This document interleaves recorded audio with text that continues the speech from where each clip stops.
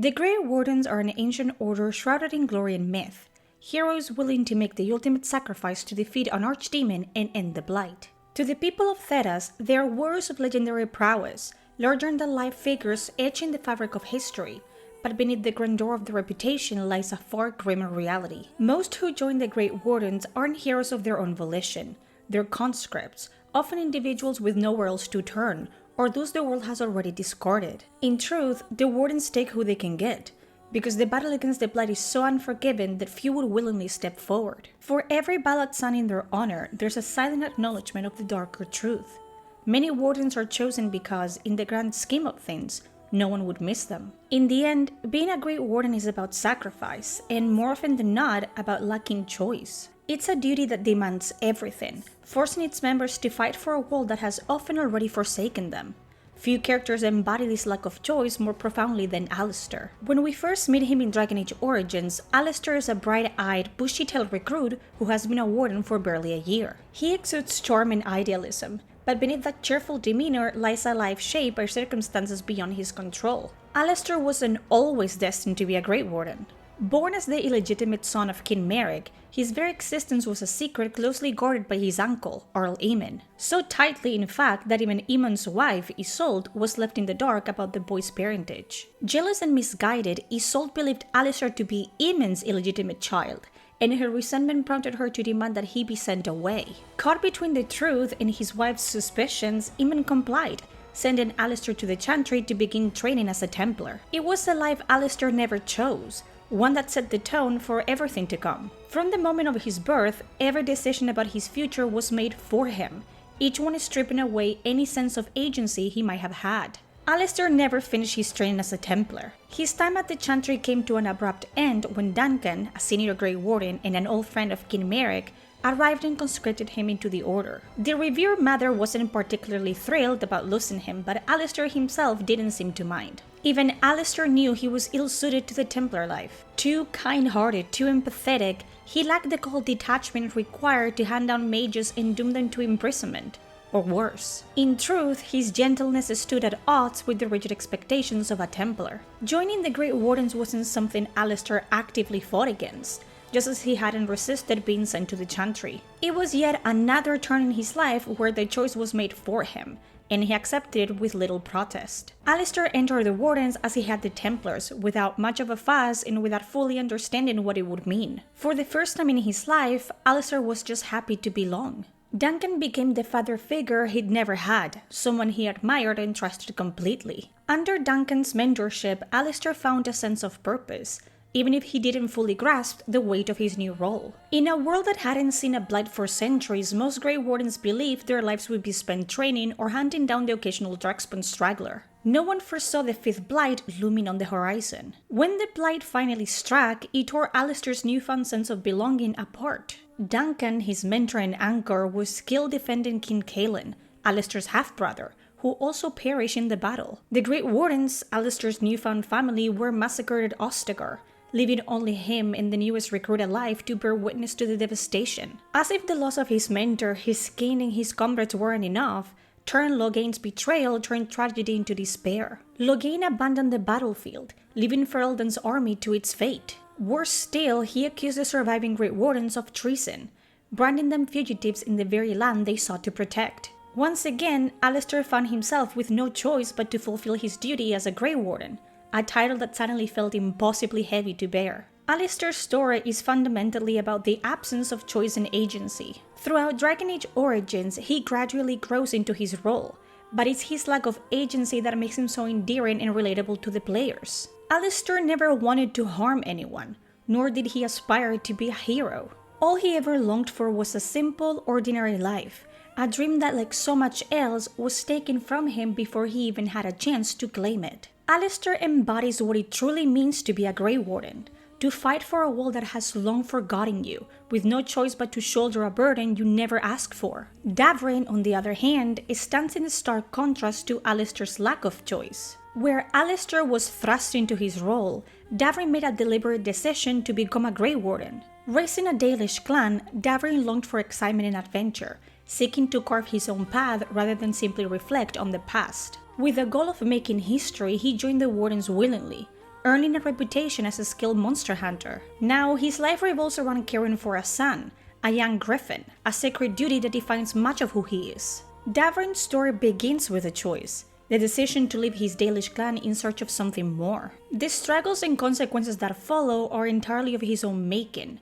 No one forced him down this path. Yet despite this, Davrin doesn't seem to face the kind of hardships one might expect from someone who willingly chose a difficult life. When his quest to make a name for himself falters, he turns to the Grey Wardens, hoping their title will grant him the recognition he craved. This could have been a compelling exploration of ambition and its consequences, but unfortunately, Velgor fails to make Davrin's story as engaging as it could have been. Davrin's sense of self-righteousness is at the core of his character. He strives almost obsessively to do the right thing. While this trait isn't inherently flawed, it would have been far more interesting to see a Great Warden who doesn't fight for the world, but for himself. Imagine a character who joins the Wardens not out of a desire to save Thedas, but out of a personal ambition or a need for redemption. This would have given Davrin's growth, transforming from a self-centered individual to someone willing to sacrifice for the greater good, a far more compelling twist. Unfortunately, Velgor squanders this potential, and we're left with a character whose evolution feels too flat. Davrin's personality boils down to two main traits. He's a good man, and he's a caretaker for a son, one of the last griffins left in Thedas. While the relationship between them is a unique one, there's no real conflict or struggle within it. Davrin doesn't seem to face any major hurdles caring for a son. He's just good at it. And that's his role, his sole purpose. But without any real challenges or development within this relationship, it feels hollow. There's nothing at stake, no personal growth or reckoning, and as a result, the bond feels underdeveloped. Davrin could have been so much more. His Dalish heritage is one of the most underused aspects of his character. In fact, most of the time, it's easy to forget that Davrin is Dalish at all. His culture, his roots, never really come into play in a meaningful way. He doesn't seem to grapple with his heritage or see it as a driving force behind his decisions. In the end, he feels more human than the human characters in Velgor, a missed opportunity to explore the complexity of Dalish identity in a Grey Warden. Davrin had the potential to be a starting contrast compared to Alistair. He could have been everything Alistair wasn't. Selfish, driven by ambition, willing to do whatever it took to get the job done. And through the player's choices, he could have stayed that way or grown into a more complex person. But instead, Velgor plays him as a stereotype, the infallible hero, the self-sacrificial man, always willing to lay down his life for the greater good. This approach ultimately flattens his character. While Davrin may be one of the better written companions in Velgor, though that's not exactly a high bar, the wasted potential in his character is almost tragic. What could have been an interesting, flawed and multifaceted man turns out to be little more than a righteous archetype, one whose journey never truly challenges him or makes him question his own motivations. Alistair excels as a Great Warden character because of his flaws. It's his imperfections, his internal struggles, and his reluctance to embrace his role that makes him so compelling. He wasn't chosen for greatness, he was thrust into it, and his journey is about grappling with that reality. His growth isn't about becoming a perfect hero. It's about learning to live with the weight of the decisions he never wanted to make in the first place. Alistair's flaws humanize him, making him relatable and endearing to players who see a bit of themselves in his struggles. Alistair's flaws create a dynamic that isn't just about personal growth, but also about finding strength in vulnerability. He doesn't start as a hero. He doesn't always make the right decisions and he doubts himself at every turn. But through it all, there's a sincerity to his character, a desire to do right by others, even if he doesn't fully believe he deserves it. His flaws don't diminish his ability to lead, they enhance it. He learns from his mistakes, and in doing so, he becomes someone you can root for, even when he's at his lowest. Contrast this with Davrin, who starts with a sense of self-assuredness that never really falters. While Alistair's journey is about accepting his imperfections and learning to lead despite them, Davrin's arc remains largely stagnant. His path is a straight line, driven by a sense of duty and responsibility, but it lacks the emotional complexity that makes Alistair's journey so impactful. He doesn't struggle with the weight of his choices in the same way Alistair does. There's no real sense of inner conflict, no evolution from flawed individual to a capable leader. His story, at least as it's presented, doesn't offer the same kind of personal stakes or growth that Alistair's does. What makes Alistair's journey memorable is how he embraces the responsibility of being a Grey Warden, not because he's the perfect man for the job, but because he's willing to try, despite everything working against him. It's that willingness to keep moving forward despite his flaws and self-doubt that defines him as a character. And that's what makes him stand out amongst the many other Grey Wardens. He's flawed, yes, but in the best way possible. In contrast, Davrin's character feels more like a missed opportunity. His journey, driven by his own ambitions and lack of internal conflict, never really gives him the chance to evolve in the same way. His decision to join the Grey Wardens may have been his, but the story doesn't dig into the implications of that choice or challenge him in a way that feels meaningful. The potential for a truly complex character arc is there, but it's ultimately squandered. Davrin's lack of internal conflict and emotional depth leaves him feeling more like a static character. Someone who just goes through the motions rather than someone who we see grow over time. In the end, what makes Alistair resonate with players is that he's not just a Grey Warden. He's a person, struggling with all the weight of his choices, his duty, and his own sense of identity. His flaws aren't just part of who he is, they're what make him a hero. And that's something that Davrin, despite his potential, never quite achieves. Vhaelgar's reluctance to give flaws to its companions ultimately makes them feel like caricatures, walking stereotypes with which the player has no real connection. The characters are written with broad strokes, existing more as embodiments of certain virtues or ideals rather than individuals with depth. In a narrative that thrives on choice, consequences, and personal growth, this lack of complexity stands the potential for rich character arcs. Characters like Davrin, for instance, are caught in a cycle of righteousness, their decisions and personalities rarely challenged, leaving them feeling static and predictable. Without flaws to humanize them, there's no room for the player to see them grow or struggle,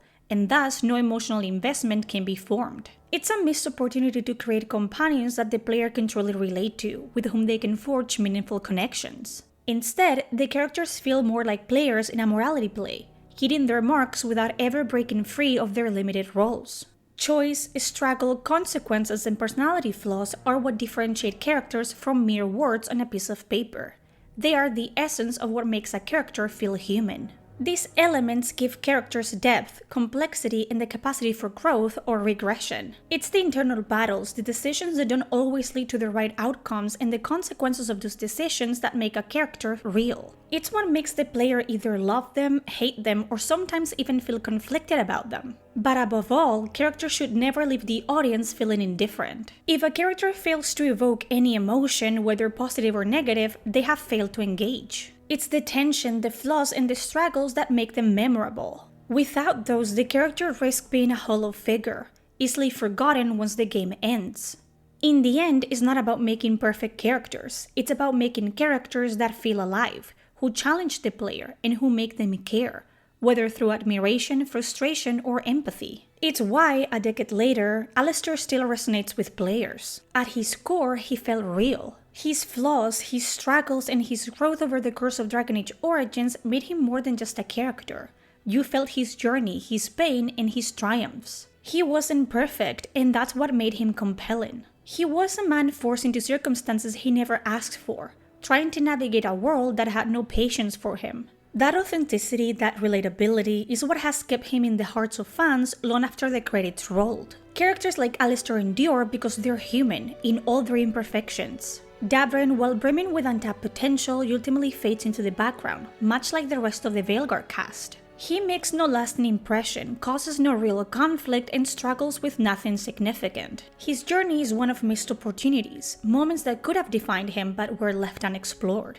Unlike Alistair, whose flaws and growth anchor him to the player's heart, Davrin simply exists, a character whose narrative lacks the depth needed to make him memorable. In the end, he remains just another face in the crowd, overshadowed by the very complexity that could have made him stand out. People are more than the sum of their parts, fictional or otherwise. It's the layers, the contradictions, the flaws, and the choices that give a character life. A hero isn't just defined by their title, but by the struggles they face, the decisions they make, and the way they evolve in response to those challenges.